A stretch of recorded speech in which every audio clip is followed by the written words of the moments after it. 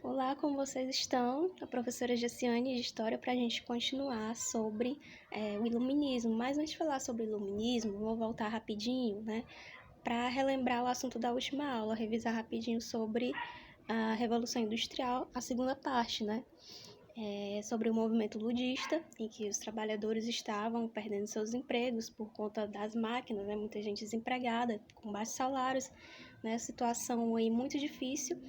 E eles começaram a jogar culpa nas máquinas por conta disso tudo estar acontecendo, invadiam as fábricas, com pedras para quebrar tudo, muitos foram, esse movimento foi reprimido, muita gente foi presa, morta, mas eles não desistiram, formaram as associações operárias que deu origem depois aos sindicatos, E aí surgiu a Carta ao Povo, em que eles colocavam lá uma série de reivindicações, e uma delas era a participação política, Os trabalhadores queriam ter participação política.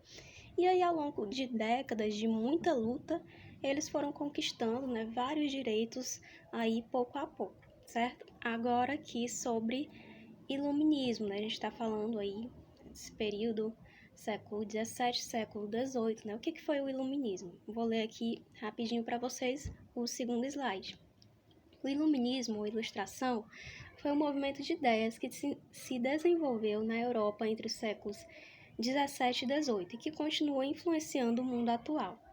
A razão era para os iluministas o valor supremo. Só por meio da razão e da sua aplicação, isto é, do ato de pensar, a humanidade alcançaria a luz, o esclarecimento. Para os iluministas, a maioria das pessoas estava mergulhada na ignorância, no fanatismo religioso. Só a razão as esclareceria, Então, o que foi o iluminismo? Um movimento de ideias, de pensadores, que criticavam o antigo regime, criticavam o absolutismo do rei, o autoritarismo do rei. Eles defendiam a ideia de uma separação, entre o Estado e a Igreja. Eles criticavam também os privilégios do clero, da nobreza, e também lançavam várias propostas, de mudanças sociais, Mas o movimento iluminista ele não ficou restrito à área das ciências humanas, Ele também se desenvolveu em outras áreas, na botânica, na ciência da natureza, nas artes, na literatura, certo? Só que aqui a gente vai focar mais nas ciências humanas, Vamos falar um pouco sobre alguns filósofos, pensadores, Aí do iluminismo, certo? Próximo slide, progresso, otimismo e Deus. Então, os iluministas, eles eram otimistas, E eles acreditavam que o progresso ele só aconteceria por meio da educação. E eles eram a favor, sim, de que essa educação ela não ficasse restrita a um grupo social, que essa educação, que as pessoas comuns tivessem acesso à educação, Porque nessa época ainda era tudo muito restrito, poucas pessoas ainda tinham acesso ao conhecimento, sabiam ler e escrever, Então, eles eram otimistas de que, pouco a pouco, a sociedade ia propagando mais esse conhecimento, a educação chegaria a mais pessoas e isso desenvolveria a sociedade. Para eles, a sociedade só alcançaria o progresso por meio da educação,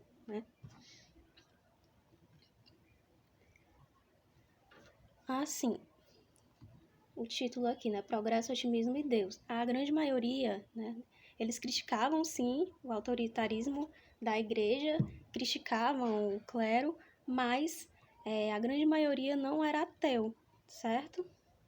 Alguns pensadores iluministas. Aí eu coloquei aqui no próximo slide o John Locke. John Locke, que ficou conhecido como pai do liberalismo político. O que John Locke dizia, John Locke, ele dizia que o ser humano ele nasce com direitos naturais, O direito à vida, à liberdade e à propriedade. E ele dizia que o governo, tinha que garantir esses direitos e que se o governo não garantisse esses direitos, ele deveria ser derrubado, retirado, Para frente, Voltaire. Voltaire, ele falava muito da questão da liberdade de expressão. Era um francês, mas criticava muito o absolutismo francês. Por conta disso, foi preso algumas vezes, né? E aí, para fugir de uma nova prisão, ele foi para a Inglaterra. Só que lá na Inglaterra ele teve contato com os escritos de John Locke, que ele admirava muito, né, as ideias de John Locke. E também admirava muito o modelo político da Inglaterra, né? Lembra que a Inglaterra ela já estava se consolidando aí como uma monarquia parlamentar, né? Não mais como aquele modelo antigo do absolutismo, em que o rei era a autoridade máxima que não podia ser questionada. Agora não. Agora é aquela ideia de que o rei reina, mas não governa, porque agora o rei tem que dividir aí o seu poder com o parlamento, né? Então ele admirava o sistema da Inglaterra e ele dizia o seguinte, né? Eu posso não concordar com nenhuma palavra do que você disse, mas eu defenderei até a morte o seu direito de dizê-lo, né? Então, Voltaire aí muito conhecido, apoiador da liberdade de expressão. Próximo aqui, o jurista Montesquieu. Montesquieu que escreveu O Espírito das Leis, né? Ele também criticava o absolutismo do rei e dizia que qualquer pessoa que tem o poder tende a abusar dele. Por isso, esse poder não deveria ficar restrito apenas a uma pessoa, deveria ser dividido em 3 partes: executivo, legislativo e judiciário. Executivo executa as leis, legislativo elabora as leis e judiciário fiscaliza para ver se essas leis estão sendo cumpridas. Ora, como é o sistema aqui no Brasil? Lembra alguma coisa para vocês? Se não é uma herança desse modelo aí de Montesquieu, né? Não só aqui no Brasil, mas como várias partes do mundo também segue esse modelo aqui, né, proposto por Montesquieu, tá? Mais à frente, o suíço Rousseau. Rousseau que escreveu aí o Contrato Social. Então, Rousseau também ele dizia, né, que se o governo não estava cumprindo aí com seu papel, né, com os desejos do povo, se ele não estava agradando, esse governo deveria ser substituído, derrubado, retirado, né? Então, Rousseau, ele inspirou, né, a Revolução Francesa, em que o lema era liberdade, igualdade, fraternidade. E Rousseau, ele dizia que o homem nasce bom, é a sociedade que o corrompe. O que vocês pensam sobre isso? Só para refletir, né? O homem nasce bom, é a sociedade que o corrompe. Pensamento aí de Rousseau. Enciclopédia dos Iluministas, próximo slide, né? 1751, foi publicado na França a obra chamada Enciclopédia, né? Organizada aí por Diderot e D'Alembert. Ela demorou cerca de 21 anos para ser publicada, porque a ideia era juntar o máximo possível de textos, livros, de conhecimentos de diversas áreas, né, para passar para frente essas ideias, todo esse conhecimento acumulado, né, para passar para cada vez mais pessoas. Foi um grande sucesso na época, uma época em que poucas pessoas tinham acesso à educação, poucas pessoas sabiam ler, foi um sucesso, né?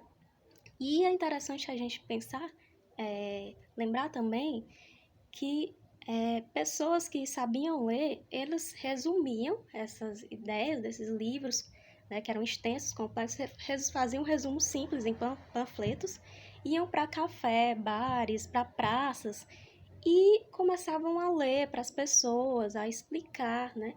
E aí essas ideias iam sendo difundidas, né, entre a população mais simples, a população comum. Essas pessoas que faziam isso ficaram conhecidas como os Rousseau de Sarjeta, né? Os Rousseau de Sarjeta. E para frente aqui, por último, a atividade. Se vocês tiverem qualquer dúvida sobre a atividade, vocês me chamem aqui no WhatsApp, certo? Depois a gente vai fazer uma correção dela, certo? Próxima semana. Tchau, até a próxima!